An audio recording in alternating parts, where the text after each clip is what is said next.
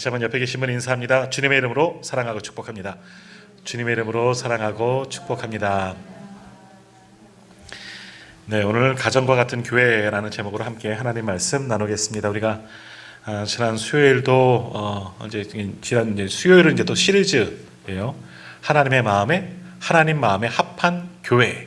지난주에 교회 본질 세 가지 얘기했어요. 기억하시죠?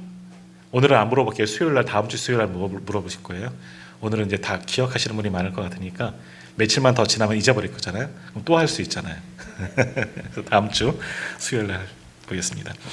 자, 오늘 가정과 같은 교회. 말씀은 본문은 똑같지만 오늘도 주신 말씀을 통해서 또 우리가 많이 듣는 말씀, 많이 아는 말씀이에요. 또 우리가 닮아가고 추구하고 또 이따가 교회를 위해서 우리가 함께 기도할 때도 초대교회 같은 교회가 되게 하여 주옵소서. 바로 이 교회를 말하는 겁니다. 어떤 교회가 있는지, 어떤 교회의 모습이 있는지 다시 한번 배우고 깨닫고 정말 그러한 교회가 되기를 꿈꾸며 나갈 수 있기를 간절히 소망합니다. 자, 보통 우리가 서로 이렇게 묻죠. 가족이 몇 명이야? 라고 묻지 않고 보통 뭐라고 이야기하죠? 대개 식구가 몇 명이야? 식구라는 이야기를 합니다. 식구가 뭡니까? 밥 먹는 사람이 입이 몇 개냐는 거죠. 입이 몇 개.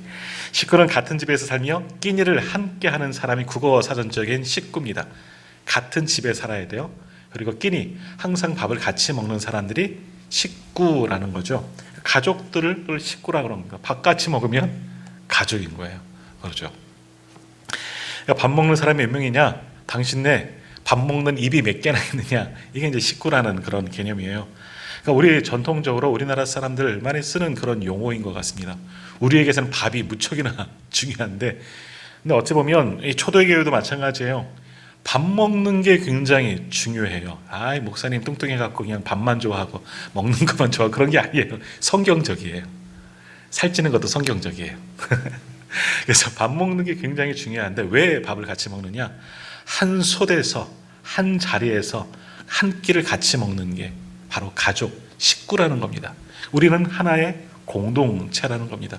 우리가 주일날 밥을 먹는 거, 지난주 우리가 성찬을 하면서도 말씀을 나누었지만 성찬도 결국 먹는 거 아니에요. 예수님께서도 마지막 만찬 제자들과 한 식탁 나누셨잖아요. 이것을 기념하여 나를 기억하라.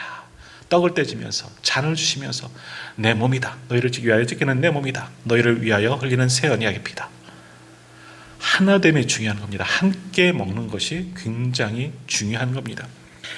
그래서 우리말에도 동지가 뭐냐? 동지도 마찬가지예요. 한 솥에서 밥을 먹는 사람이 동지인 겁니다. 뭐 동지 그러면 막 전우회가 끓고 이런 게 아니라 밥 같이 먹으면 너랑 나랑 동지인 거예요. 동지가 되는 거예요. 동창이 뭐냐? 같이 물을 마시면 동창이 되는 거래요. 그러니까 우리는 동지가 되고 동창이 되고 식구입니다. 교회는 한 식구가 되어줘야 하는 거예요. 그게 이제 가정이라는 겁니다. 오늘 가정과 같은 교회, 다른 게 아니에요. 밥 같이 먹는 교회라는 겁니다. 우리가 전에도 한번 말씀 나눴지만 밥상 공동체가 되어줘야 되는 거예요. 이거 굉장히 큰 의미예요. 오늘 식당부장님이 빠지셨는데 밥 먹는 게 굉장히 중요하다니까. 그래서 밥 잘 먹어야 돼요. 함께 먹는 것이 너무나 중요합니다. 1992년 12월 18일에 로스앤젤레스에 살고 있는 메리 제인 세퍼트라는 그런 여인이 죽었습니다. 근데 이 여인이 뭐 유명한 사람이 아니에요. 근데 이분이 죽었는데 그 마을에 있는 사람들이 다 애도를 하는 겁니다. 정말 유명하지도 않은 한 여인이 죽었는데 모든 상가들도 문을 닫고 그 집에 이제 조문을 가는 거예요. 모두가 약속한 것처럼 누가 같이 하자라는 말도 안 했는데 이 여인의 죽었다는 이야기를 듣고 모두가 이 가정에 애도하고 또 조문 가려고 가게 문까지 닫고 그 마을 사람이 다 이 가정에 조문을 가서 함께 슬픔을 나눴다는 겁니다. 자, 이 여인은 아주 훌륭한 업적을 남긴 사람도 아니고요. 사람들이 사실은 그 지역 사람이나 알지 다른 사람들은 잘 모르는 그런 사람입니다. 평범한 가정 주부예요. 대단한 일을 하고 무언가 대단한 것을 발견한 사람은 아니었다라는 건데요. 한 마을이, 한 도시가 이 여인 때문에 함께 슬퍼했다는 겁니다. 왜 슬퍼했느냐? 이유가 뭐냐? 이 메리 제인 셰퍼트라는 그 여인이 예수님을 영접하고 주님 닮은 삶을 살아가려고 애쓰고 수고하며 노력했어요. 근데 어떻게 살아가느냐? 하나님 앞에서 모든 사람이 구원받아야 할 죄인임을 깨닫는 거죠. 나도 죄인이었는데 나를 구원해 주신 은혜가 너무나 커서 세상 사람들을 그 눈으로 바라보니까 모두가 죄인인 거예요. 야, 저 사람들 구원해야 되는데 어떻게 하면 좋을까? 그래서 시작하는 것이 그들을 위해서 기도하기 시작한 겁니다. 이 여인이 평범한 가정주부였는데 예수님을 영접하고 그냥 이웃을 사랑하고 이웃 구원을 위해서 기도하기 시작한 겁니다. 그래서 그들을 위해 기도하면서 또 옆에 관계, 우리로 말하면 관계 전도죠. 이웃집부터 이제 가서 찾아가서 만나고 베풀고, 우리 집에 좀 놀러 오세요. 우리 집에 와서 함께 식사를 좀 나눠요. 밥 같이 좀 먹읍시다. 그래서 이웃 사람들을 자기 집으로 초대해서 아주 저녁 식사 근사하게 차려서 식사 대접을 했습니다. 그렇게 한 집, 두 집 하다 보니까 그 마을 사람 대부분이 이 여인의 집에 가서 함께 식사를 나누고 함께 교제하고 다 아는 여인이에요. 그냥 밥 잘 먹였어요. 같이 이야기 나누고. 자, 그런 다음에 식사하면서 그냥 보내는 게 아니라 기도 제목을 달라는 거죠. 나 예수 믿고 예수 믿는 사람인데 당신을 위해서, 당신 가족을 위해서 내가 기도해 줄게요 하면서 카드에다가 기도 제목을 이렇게 하나씩 받은 겁니다. 밥도 같이 먹었겠다, 기도해 준다 그러니까 좋은 거죠. 그래서 여러 가지 기도의 제목들을 이렇게 내어놓고 가게 됩니다. 그래서 한 카드에다가 이렇게 오신 분들의 이름과 가족 이름 다 쓰고 필요한 기도의 제목을 걸고 이제 매일매일 벽에다 붙여놓고 이제 기도하기 시작하는 겁니다. 근데 이렇게 계속해서 마을 사람들이, 동네 식구들이 한 집 오다 보니까 그 집에 기도 카드로 그냥 가득 차게 된 거예요. 그냥 천정마다 그냥 기도 카드기, 벽마다 기도 카드가 붙어 있고 사람들이 올 때마다 깜짝 놀라죠. 이렇게 이분이 우리를 위해서 기도했구나. 그러니까 너무나 감사한 거죠. 그러니까 유명하지는 않고 특별한 건 아니지만 이웃 사람들을 잘 섬기고 또 밥 먹이고 그들을 위해서 기도해 주니까 마을 사람들이 이분에 대해서 너무너무 고마운 거예요. 그리고 이분이 기도해 주니까 왠지 우리도 잘 되는 것 같아요.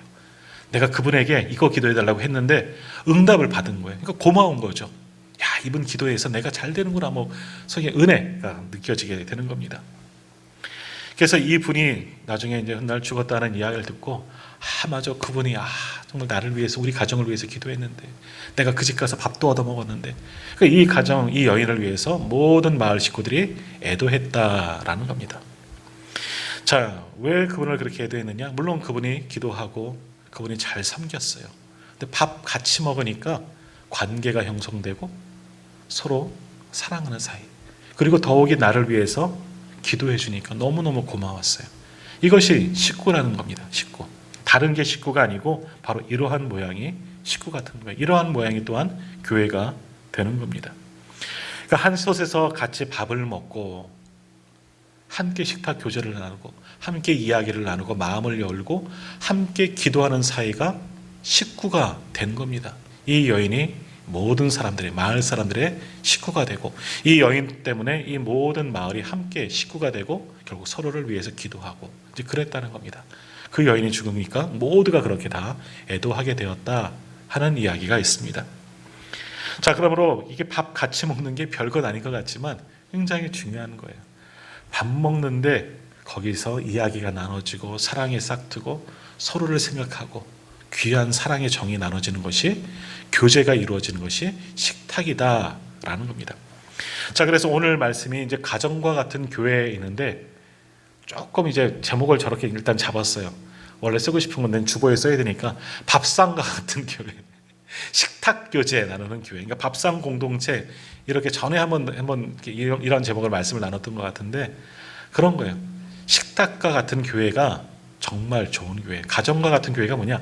식탁을 함께 나누는 교회가 성도들이 정말 진정한 교회가 된다 하는 겁니다. 자, 오늘 본문의 말씀에 보면 이렇게 가정과 같은 교회, 함께 식탁을 나누는 그런 초대교회의 모습이 보여주고 있습니다. 지난 수요일도 말씀드렸지만 오늘 말씀에도 보면 성전이 나오고 모이기 힘쓰고, 어디서 모였냐? 집에서 떡을 뗐다 이런 말씀이 나오잖아요. 그것이 교회예요. 우리 집에서 모이면 우리 집 교회가 되는 거예요. 우리 집이 교회가 되는 거고, 저 집에서 모이면 다음 주 저 집 갑시다. 우리로 말하면 사랑방이 되고 구역이 되고 감육의 속회가 되는 거죠. 서로 있는 곳이 교회가 되는 겁니다. 그래서 넓은 집이 있으면 그 집에 모여서 함께 음식을 싸가지고 와서 같이 음식을 나누어 먹는 식탁 교제, 밥상 공동체가 초대 교회의 모습이었다라는 겁니다.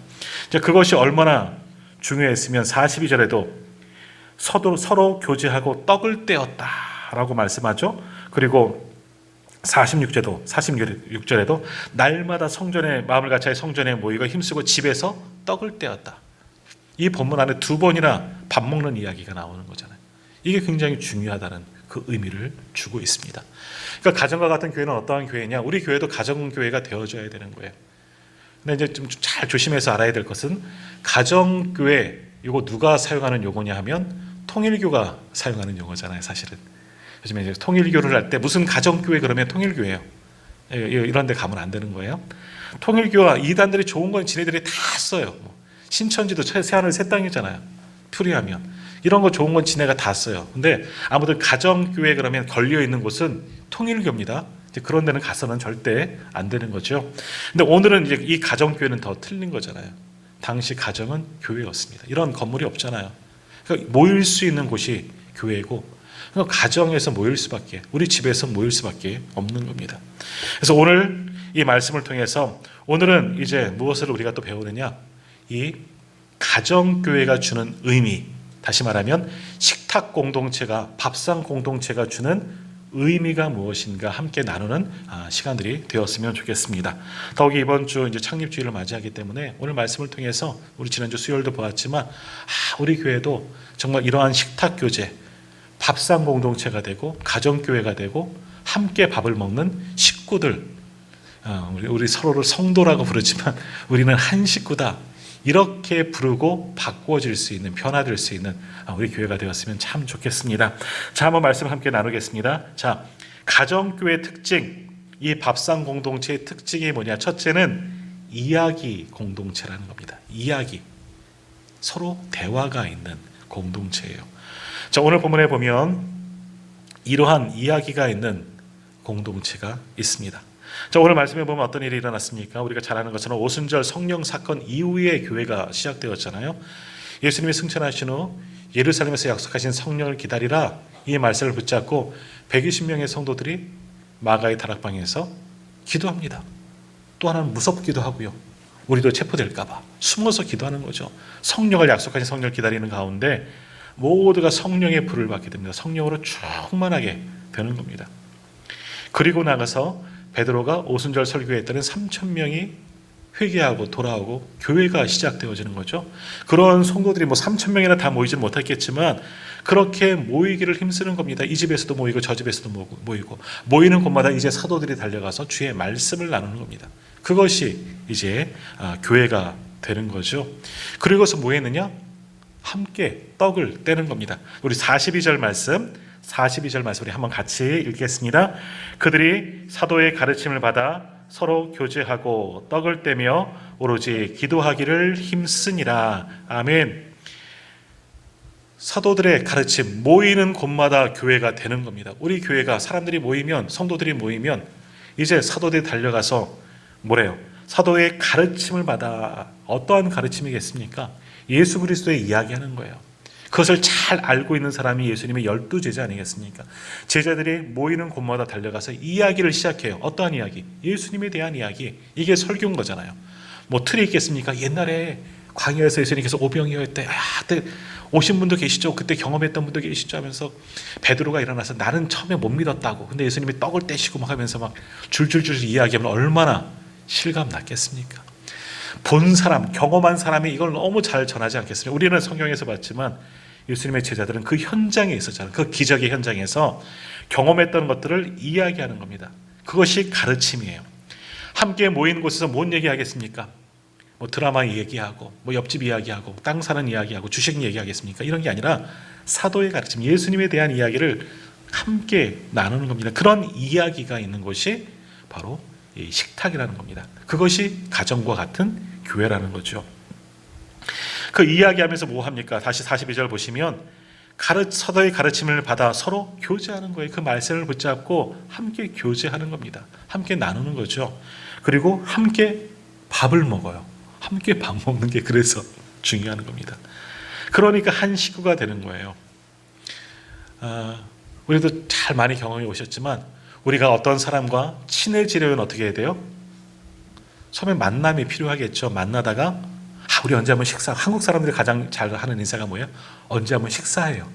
식사가 큰 교제인 거예요. 만남이에요. 이제 우리 관계가 형성되었다는 거죠. 한번 밥 같이 먹으면 좀 친해져요. 더 친해지려면 어떡하죠? 함께 여행 가서 잠을 자는 거예요. 우리 이제 큰아이가 이번 2학기 때 이제 그동안 못 갔던 이제 수학여행을 갔는데 이제 제주도를 갔어요. 부러워 죽겠어요. 제주도 갔다 왔는데 이제 반 아이랑 새롭게 이제 짝을 맺고 가서 한 방을 쓰게 된 거예요. 요즘 아이들은 호텔로 수학여행을 가요. 3명이서 한 호텔을 쓰는 거예요. 한 방에서. 이 아이들이 얼마나 친해졌는지 오늘도 끝나고 시험 끝나고 떡볶이 먹으러 간다고 얘네들이랑 이렇게 간 거예요. 굉장히 끈끈해져. 함께 밥을 먹고 한 방에서 같이 잤더니 이 아이들이 굉장히 끈끈해지는 거예요. 마찬가지예요. 초대교회도 그런 거예요. 주님의 이름으로 모였어요. 처음에는 뻘쭘했겠죠. 근데 사도의 가르침을 받고 은혜 받고 마음이 열리고 함께 앉아서 식탁 교제를 나누니까 마음이 열리는 겁니다. 함께 먹으니까 한 솥에서 우리로 말하면 된장찌개 하나 넣고 서로 숟가락 놓고, 요즘에는 잘 안 그래요. 숟가락 쪽쪽 빨아서 이렇게 먹던 이 전통이 우리나라는 굉장히 전 좋아요. 근데 요즘엔 그러면 더럽다 그러죠. 불결하다 그러는데 이게 굉장히 좋은 전통이에요. 너도 먹고 나도 먹고 같이 숟가락 담그고. 근데 이런 교제가 일어났다는 겁니다. 어떻게 이럴 수 있느냐? 낯선 사람들 마음이 맞지 않을 땐 이러기 굉장히 힘들어요. 서로 요즘엔 떠주긴 하지만 함께 먹던 숟가락으로 퍼주기도 하고 뭐 그런 일들, 이런 교제가 일어났다는 거예요. 그 교제하면서 뭐 하겠습니까? 밥 먹으면서 뭐 하겠습니까? 이야기 나누는 거예요. 말씀에 은혜 받은 이야기. 내가 여기 잘 몰랐는데 왔더니 너무너무 좋아요. 밥도 맛있고요. 예수님이 그러셨던 분이군요. 은혜 받은 것들을 이야기를 나누는 거예요. 그리고 세상에서 힘들었던 이야기들도 거기서 나눌 수가 있는 거예요. 그러니까 식탁 교제, 식탁 공동체, 가정과 같은 교회는 어떤 것들이 있느냐? 이야기가 있는 거예요. 예수님에 대한 이야기, 그것을 가지고 나누고 먹는 것이 가정과 같은 교회이다. 바로 밥상 공동체의 모습이다라는 겁니다. 그러니까 우리도 교회에서 이제 아무튼 사랑방 예배 2시에 지금 하고 있잖아요. 12시 정도 좀 넘으면 예배가 끝나고 식사하고 2시까지 시간이 있고 그 위에도 사랑방으로 모이는데 우리는 교제할 시간이 충분히 있는 거예요. 밥 먹는 일에만 막 요즘에는 마스크 벗고 이야기하지 마라, 이것이 제한되고 있지만 그래도 식탁 나누시면서 대화도 하시고 서로 안부도 묻고 여러 가지 이야기, 오늘 말씀에 은혜 받은 이야기, 한 주간의 삶의 이야기도 나누시고 또 사랑방으로 흩어져서 또 그러한 이야기를 나누는 것, 함께 밥을 먹고 함께 이야기를 나누는 것이 가정과 같은 교회이다라는 겁니다.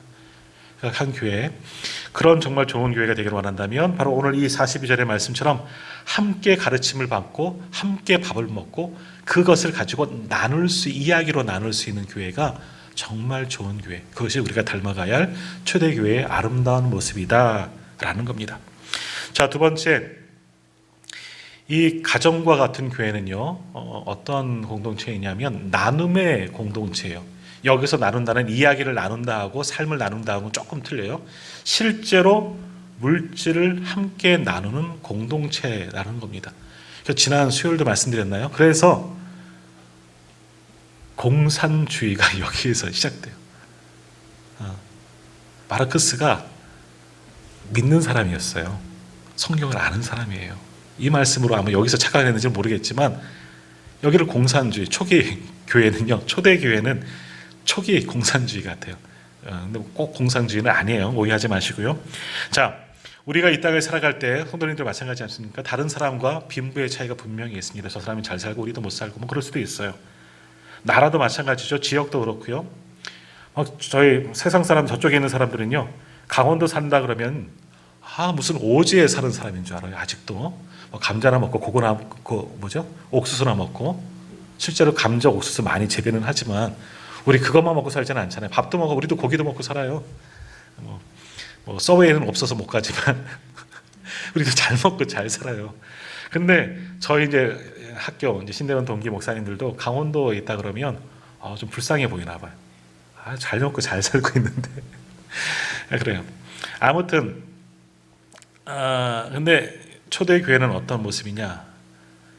교회 안에서 서로가 나누어 주는, 자신의 것을 내 것이라 여기지 아니하고 나누는, 서로 돕고 섬기는 그런 삶을 살았다는 겁니다.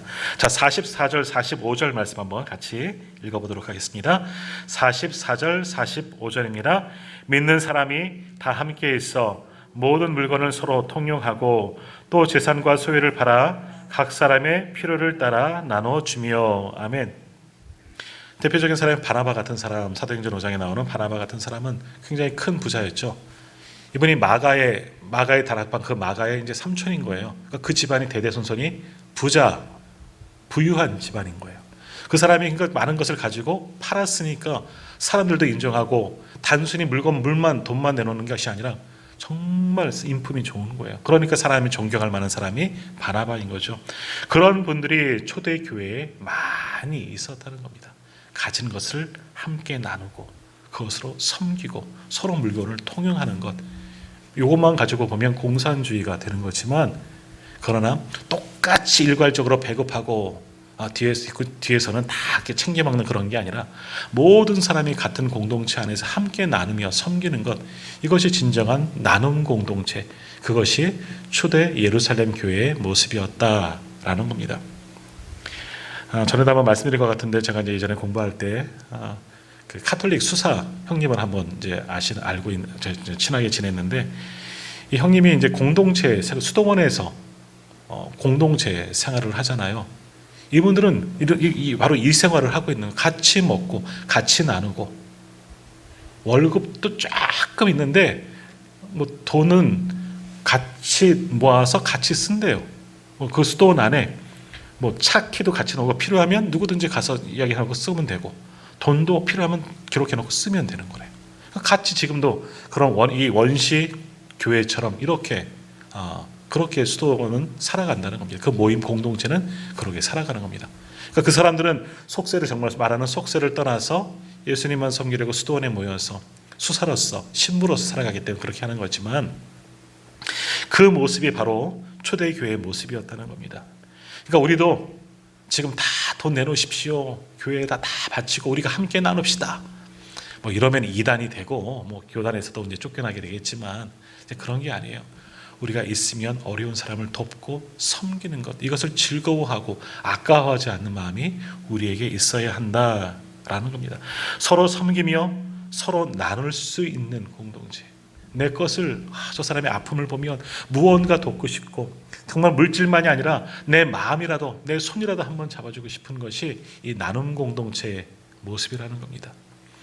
더욱이 우리 가족들, 우리 정말 식구들 어떻습니까? 우리 식구 가운데, 우리 그 식구들 가운데 큰 문제가 생겼으면 어떻게 해서든지 그를 돕고 싶은 마음들이 우리에게 있잖아요. 교회도 그래야 되는 거예요. 교회가 가정이라면 정말 우리 가족들, 식구들에게 하는 것처럼 그렇게 서로의 아픔과 힘듦을 함께 나누고 손잡아주고 위로하고 기도해주고, 돈이라도 필요하면 돈도 내어주고. 그렇다고 성도들끼리 돈거래하면 안 됩니다. 그런 건 아니에요. 돈거래하지만 돈은 필요하면 주세요. 빌려주고 꺼주고 이런 거 하지 마시고 그냥 주시면 돼요. 막 달라지 마시고. 그런 것이 초대교회의 모습이라는 겁니다. 그러니까 같이 온 식구들이기 때문에 그렇게 나눔이 있는 겁니다. 오늘 말씀 다시 한번 보세요. 44절 45절. 믿는 사람이 다 함께 있어 모든 물건을 서로 통용합니다. 재산과 소유를 팔아 각 사람의 필요를 따라 나누어 줍니다. 무조건 나누어 주는 것이 아니라 필요한 대로 쓰는 겁니다. 아까워하지 않은 겁니다. 그렇게 나눔 공동체가 초대교회의 모습이었다. 오늘날 교회들도 이러한 역할을 하는 겁니다. 교회가 정말 어려운 이들을 돕고, 교회의 어려운 분들을 돕고 섬기고, 교회를 울타리를 넘어서 세상 사람들도 마찬가지죠. 어렵고 소외된 이들을 돌볼 수 있는 것들, 또 슬픈 일들, 기쁜 일들 함께 나눌 수 있는 것이 교회가 되어져야 하는 거죠. 그러한 교회가 바로 가정과 같은 교회, 또 함께 밥을 먹는 식구, 밥상 공동체의 모습이다라는 겁니다. 오늘 우리 교회도 서로 너무 잘 아시잖아요. 함께 나누고 섬기고 베풀 수 있고 사랑할 수 있는 그런 나눔 공동체, 오늘 우리 교회가 되기를 간절히 소망합니다. 또 세 번째, 이 가정과 같은 교회는 성숙한 공동체를 지향해야 하는 겁니다. 자라나야 되는 겁니다. 우리가 밥을 같이 먹다 보면, 같이 생활하다 보면 서로에게 배울 점이 있습니다. 뭐 아이들에게도 배울 점이 있잖아요. 어른들에게도 존경할 만한 것들이 있고, 같은 집에서 함께 살면서 서로 닮아가잖아요. 특히 부부는 뭐 나중에 보면 얼굴도 닮아간다 뭐 그러잖아요. 보면요, 부부들은 비슷한 것 같아요. 그냥 어느 부부나 다 비슷한 것 같아요. 서로 모르는 사람들이 만나서 함께 10년, 20년 살아가면 어떻게 그렇게 닮아가는지. 그러니까 함께 살기 때문에 닮아가는 겁니다. 병도 닮아가요. 같은 병 갖고 살아요. 먹고 마시는 게 똑같으니까 그런 것 같죠. 우리 나라에는요, 예전마다 이제 사랑방이 많이 있었습니다. 사랑방 하면 이제 우리 바깥 어르신들이 나가서 이렇게 모여서 있는 그런 장소를 보통 이야기하는데, 원래 옛날에는 동네마다 사랑방이 4개가 있었대요. 어떤 사랑방이냐? 노사랑. 여기는 뭐 어떤 이들이 모이느냐? 소위 말하는 노인들이 모이는 노사랑방이 있었다는 겁니다. 여기는 이제 어르신들만 모이는 거예요. 요즘으로 말하면 경로당이 되고 노인정이 되는 거겠죠. 그래서 여기서는 뭐 하느냐? 마을의 고문과 같은 역할을 하는 겁니다. 뭐 어려운 일이 생기면 여기 와서 어른들이 계시기 때문에, 경험이 많으신 어르신들이 계시기 때문에 와서 묻기도 하고, 아이를 낳아요. 그럼 우리 아이 이름 좀 지어주세요. 여기 어르신들이 많이 있기 때문에 거기 가서 묻기도 하고 이제 그런 거예요.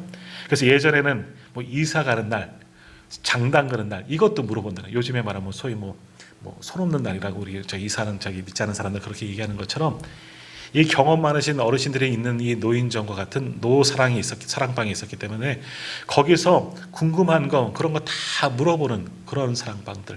그러니까 어른들도 거기서 같이 답습을 배우고 함께 나가는 거죠.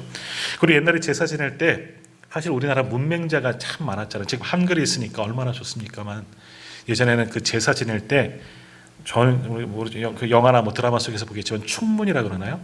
뭐 이렇게 읽는 거 있잖아요. 이렇게 지방이라 그러나 써서 뭐라고 좀 뭐 이렇게 유세차 하면서 뭐 이렇게 뭐 읽는 이런 것도 못 쓰니까 거기에 가지고 가면 이런 것도 다 이제 써준다는 겁니다. 그러니까 그렇게 마을에 어떤 뭐 고문 역할을 하는 곳이 이 노사랑방이 있었다는 겁니다. 그래서 이 어르신들을 공경도 또 했다는 겁니다. 이렇게 도움이 필요할 땐 도움을 받고 지혜의 도움을 받고, 그러니까 뭐 잔칫날이 되면 이 노사랑방에 계신 어른들에게 뭐 고기도 갖다 주고 떡도 갖다 주고 아주 잘 섬겼다는 겁니다. 그런 사랑방이 있고요. 두 번째 사랑방은 중사랑방이래요. 말 그대로 중년들이 이제 모이는 겁니다. 그래서 여기는요, 어떤 곳이냐면 정말 마을에서 일하시는 분들, 마을에 이제 주축이 되는 분들이 모여 있는 곳이다 보니까 여러 가지 마을의 대수사를 여기서 함께 나누는 겁니다. 그리고 예전에는 마을 단위로 살았으니까 다른 지역의 소식을 듣기 어렵잖아요. 그래서 뭐 장사치들이 오면 이 중사랑방이 온다는 거예요. 그래서 뭐 소금 장사도 오고 새우젓 장사들도 오고 뭐 이런 사람들이 지나가다 보면 이 중사랑방에 오면 이 떠돌이 풍물 장수라 그러나요? 이런 고침 장수들은 여러 마을 다니면서 소문을 듣잖아요. 그런 소문이 전해져서 다른 지역의 소문을 알게 되는 것이 중사랑방이라는 겁니다. 거기는 이제 정보가 있는 거예요. 요즘 말하면 인터넷만 보면 다, 핸드폰만 보면 다 알지만, 예전에 바깥 소식 잘 모르기 때문에 여기에는 이런 일들을 하는 것이 중사랑방에 있고, 또 아사랑방은 뭐냐? 새끼들이 모이는 거예요. 아사랑방 10대 애들이 모이는 거예요. 여기서 뭐 하느냐? 어찌 보면 서당과 같은 곳이죠. 마을 아이들, 어른이 한 명 와서 가르쳐 주는 거예요. 그래서 뭐 예절 공부도 배우고, 뭐 농촌이다 보니까 멍석 만드는 거, 집신 만드는 것도, 그런 것도 실생활의 도움을 가르쳐 주는 것도 누군가 이제 어른이 와서 그것을 가르쳐 주는 아이들만 모이는 아사랑방들이 있다는 거죠. 또 하나, 안사랑이 있는 겁니다. 당연히 뭔지 아시겠죠? 부녀자들이 모이는 거죠. 여기는 이야기가 많은 곳이래요. 누구 이야기 하겠어요? 시자 들어가는 분들 이야기하고, 누구 흉보기도 하고, 그냥 어떤 면에서 보면 여성들 얼마나 삶이 고됐습니까? 당시 옛날에 여기서 그냥 소위 말 입하고 하면서, 강단에서 이런 말 써도 되나? 하면서 수다 떨면서 그 스트레스 해소하는 그런 곳이 있는 거예요. 거기가 있어야지 마음이 편한 겁니다. 집에 있으면 맨날 그 누구에게 막 혼나기도 하고 막 이래야 되는데, 여기 오면 똑같은 사람이 모였으니까 서로 흉보고 뭐 이야기 나누고 웃고 즐기는 그런 곳이 있대요. 자, 그럼 뭡니까? 마을에 이런 공동체들이 있으니까 그냥 닮아가는 겁니다. 함께 여기서 이야기 나누다 보면 닮아가고. 그러니까 마을 사람들은 옛날에는 그냥 비슷해요. 그 동네 사람들은 그냥 그렇게 살아가는 겁니다. 그렇게 닮아가고 그렇게 어른이 되고, 또 아이들이 자라서 중사랑방에 가서 중년의 역할을 가서 마을 일들을 하고, 또 노인이 되면 노사랑방에 가서 또 어르신들의 역할을 또 하게 되고, 이렇게 자연히 닮아가게 되는 겁니다. 자, 교회도 이러한 곳이 되어져야 되는 거죠.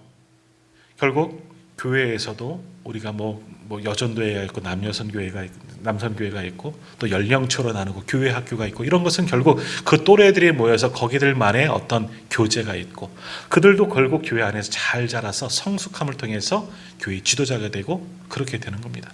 그러니까 교회는 그렇게 함께 비슷한 사람들끼리 모여서 나누고 배우고 이런 곳, 그래서 그리스도를 닮은 장성한 분량에 이르기까지 자라는 공동체가 교회 공동체가 되어져야 한다라는 겁니다. 오늘도 말씀을 한번 보십시오. 다시 한번 42절 말씀 보면 그들의 사도의 가르침을 받았다라고 말씀하잖아요. 46절에도 날마다 마음을 같이하여 성전에 모이기를 힘썼다, 기도하기를 힘썼다, 찬양하기를 힘썼다, 이런 이야기들. 이들이 교회에서 모여서 뭐 하겠습니까? 예배하는 겁니다. 사도의 가르침을 배우는 거죠. 예수님에 대한 이 이야기를 듣는 겁니다. 그러함을 통해서 소위 말하면 그들의 믿음이 자라나는 것입니다. 가정과 같은 교회가 이 역할을 해야 되는 거예요. 단순히 목회자와 성도 사이에서 가르침과 배움의 자리에 있는 것이 아니라, 스승과 학생의 그런 관계가 아니라 서로 닮아가는 그런 모습들이 초대교회에 있었다는 거죠. 오늘 우리가 정말 가정과 같은 교회를 원한다면 우리도 믿음의 본을 보여줘야 되고 좋은 것들을 또한 가르쳐야 돼요.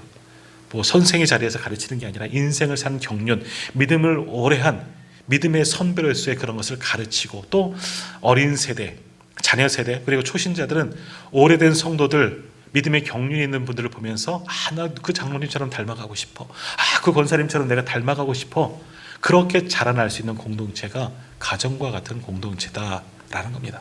오늘 우리 교회도 그렇게 서로를 닮아가고, 그래서 함께 성장하고 성숙된 믿음의 사람들로 채워져 나갈 수 있는 그런 가정과 같은 교회가 되기를 간절히 소망합니다. 그리고 마지막, 이 가정과 같은 교회는요, 가정에서만 머무는 것이 아니라 선교 공동체가 되어져야 하는 겁니다. 오늘 46절, 47절 다시 같이 한번 읽어보도록 합니다. 46절, 47절입니다. 날마다 마음을 같이하여 성전에 모이기를 힘쓰고 집에서 떡을 떼며 기쁨과 순전한 마음으로 음식을 먹고 하나님을 찬미하며 또 온 백성에게 칭송을 받으니 주께서 구원받는 사람을 날마다 더하게 하시니라. 아멘. 그렇게 아름답게 모이고 함께 나누고 말씀으로 자라나고, 이제는 이 가정의 울타리를 넘어서는 교회, 복음을 전하는 교회, 전도하는 교회, 선교 지향적인 교회가 되었다라는 겁니다. 그것이 또한 교회의 역할입니다. 교회 안으로 들어온 사람들도 잘 가르치고 양육해서 좋은 성도 만들어야 되겠지만, 울타리를 넘어서 믿지 않는 자들, 많은 나라와 민족들, 그들에게 복음을 전하는 선교 공동체를 지향하는 것이 가정과 같은 교회가 되어져야 하는 겁니다. 초대 교회도 마찬가지예요. 그렇게 복음을 전하는 교회가 된 겁니다. 그러니까 날마다 구원받는 사람이 더하여지는 거죠. 오늘 우리 교회는 정말 우리 교회 이름이 너무너무 귀한 겁니다. 온누리 교회. 지난주도 이제 새 가족이 아니죠. 여행 오셨다가 울산에 사시는 분들이라 그러더라고요. 오셨다가 이제 식사까지 하시고 저랑 정시 얘기하고 돌아가셨는데, 참 우리 교회 온 것도 은혜인 것 같아요. 주일날 왔다가 거의 처음으로 이제 주일을 빠지고 일이 있어서 이제 오셨긴 했어요. 여행 삼아서 오셨는데, 또 주일날 교회는 가겠는데 참 낯설었대요. 근데 인터넷 검색하다가 우리 교회가 두 번째로 검색이 됐대요. 근데 교회 이름도 온누리고, 그래서 뭔가 정감이 있어서 왔는데, 들어올 때 우리 장로님들 찬양 인도하시는데 자기네 교회랑 비슷했다는 거예요. 그래서 들어오니까 마음이 처음에는 낯설었는데 마음이 예배드리는 내내 마음이 너무너무 편했다는 거예요. 그러니까 식사하고 가세요 했더니 나가서 뭐 먹을까 하다가 그냥 밥도 먹고 가지. 그래서 식사까지 같이 하고 갔대요. 처음 오는 분들이 밥까지 먹고 가는 분도 드물지만 얼마나 편했으면 이렇게 밥까지 먹고 갔을까. 너무너무 기분 좋았어요. 같이 이야기 나누는데 오래된 분들처럼 사귀었던 사람들처럼 이야기 속마음도 막 이야기하시고 또 그렇게 이야기하고 나중에 또 강릉 오면 꼭 오겠습니다. 누가 강릉 가면 꼭 우리 교회 추천하겠습니다. 뭐 그러시는 거예요. 그러니까 뭐 전도하는 선교하는 공동체 아니겠습니까? 오늘의 교회는요 선교하는 공동체. 우리 교회는 오늘의 복음을 전하는 교회가 되어져야 하는 거예요. 저는 그래서 겁나요. 뭐가 겁느냐? 저는 선교사로 한 번도 헌신한 적이 서운한 적이 없는데 우리 김태현 목사님, 김수현 목사님 다 선교지로 나가셔서 느지막하게 저도 한 10년 남은 것 같은데 그 나이 되면 나가야 되나? 막 걱정도 되고 선교지 저는 못할 것 같아요. 지난번에 이승호 목사님 오셨지만 그런 열정이 있어야 되는 저는 그 정도는 아닌 것 같아요. 하지만 여기서 더 많은 선교지를 후원하고 돕는 것이 또한 저의 역할은 아닌가. 저는 그게 소원이에요.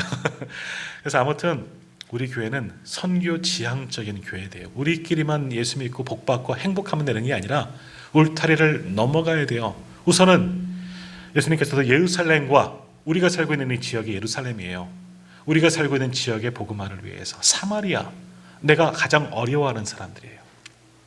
유대와 뭐 사마리아지만 사마리아는 나랑 대적하고 좀 껄끄러운 분들에게도 복음을 전해야 되는 거죠. 거기를 넘어서 땅끝까지 온누리까지 온 세상까지 복음을 전하는 선교 지향적인 교회가 되어야 하는 겁니다. 그것이 오늘 가정과 같은 교회, 우리 교회가 담당할 사명입니다. 그렇게 감당할 때 어떻게 돼요? 47절이 되는 거예요. 주께서 구원받는 사람을 날마다 더 하신다.